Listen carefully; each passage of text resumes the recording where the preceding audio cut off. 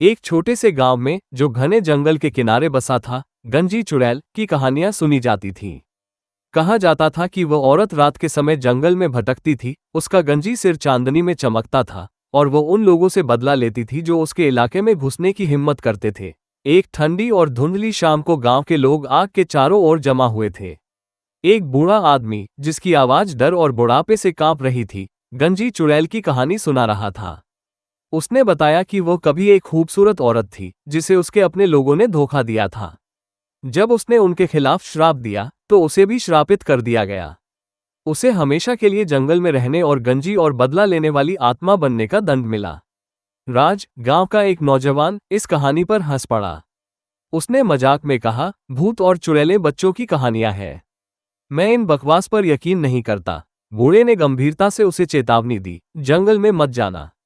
अगर गए तो वापस आना मुश्किल होगा। लेकिन राज ने उनकी बातों को नजरअंदाज कर दिया। उस रात राज ने अपनी बात साबित करने के लिए जंगल में जाने का फैसला किया। उसके हाथ में लालटेन थी और कदमों में आत्मविश्वास, लेकिन जैसे ही वो जंगल के अंदर गया, चारों तरफ अजीब सी खामोशी थी। उसके लालटेन की रोशनी टिमटिमा रही थी और सूखे पत्तों पर उसके कदमों की आवाज गूंज रही थी। कुछ देर बाद एक ठंडी हवा चली और पेड़ों के बीच से एक डरावनी हंसी गूंज उठी। राज रुक गया और इधर उधर देखने लगा। उसकी नजर एक पेड़ के नीचे बैठी एक आकृति पर पड़ी।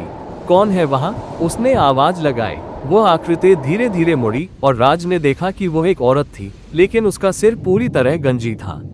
चांद की रोशनी में उसका सिर चमक रहा था। उसकी लाल आंखें चमक रही थी और उसका चेहरा बेहद डरावना था। उसकी चौड़ी मुस्कान और नुकीले दांत देखकर राज के रोंगटे खड़े हो गए। राज को समझ नहीं आया कि क्या करना है। इससे पहले कि वो कुछ सोच पाता, चुड़ैल खड़ी हो गई और तेजी से उसकी ओर बढ़ने लगी। उसके पैर जमीन को छुए बिना हवा में सरक रहे थे।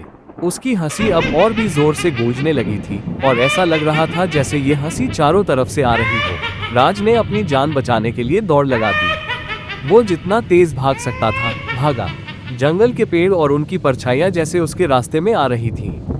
राज की लालटेन बुझ चुकी थी और अंधेरे में उसे रास्ता नहीं सूझ रहा था। पीछे से चुड़ैल की चीखें और हंसी उसके कानों में गूंज रही थी। भागते भागते राज एक खुली जगह पर पहुंच गया।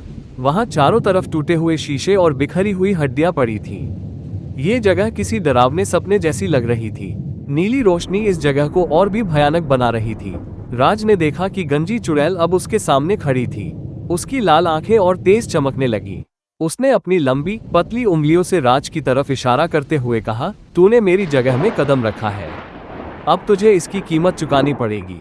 राज की सांसें तेज हो गई। तभी उसे याद आया कि गांव के बूढ़े ने उसे जंगल में जाने से पहले एक ताबीज दिया था। उसने कांपते हाथों से अपनी जेब से वो ताबीज निकाला और उसे ऊपर उठाया। ताबीज से तेज सुनहरी रोशनी निकलने लगी। गंजी चुड़ैल ने जोर से चीख मारी। वो रोशनी से पीछे हटने लगी। उसकी आकृति धीरे धीरे धुंधली होने लगी, जैसे वो गायब हो रही हो। लेकिन उसकी चीखों से जंगल थरथराने लगा। शीशे टूटकर जमीन पर गिरने लगे और जमीन हिलने लगी। राज ने मौका देखकर वहां से भागना शुरू कर दिया। राज दौड़ते दौड़ते आखिरकार जंगल से बाहर आ गया। सुबह की पहली किरणें आसमान को रोशन कर रही थीं। गांव वाले राज को देखकर उसकी तरफ दौड़े। वो बुरी तरह डरा हुआ था, लेकिन जिंदा था। बूढ़ा आदमी उसके पास आया और कहा, तूने चुड़ैल को भगा दिया, लेकिन याद रखना, वो पूरी तरह कभी खत्म नहीं होती।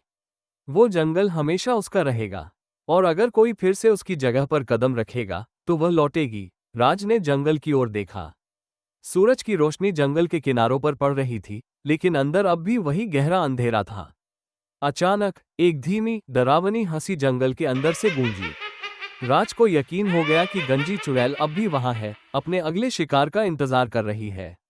ये देखकर राज डर गया।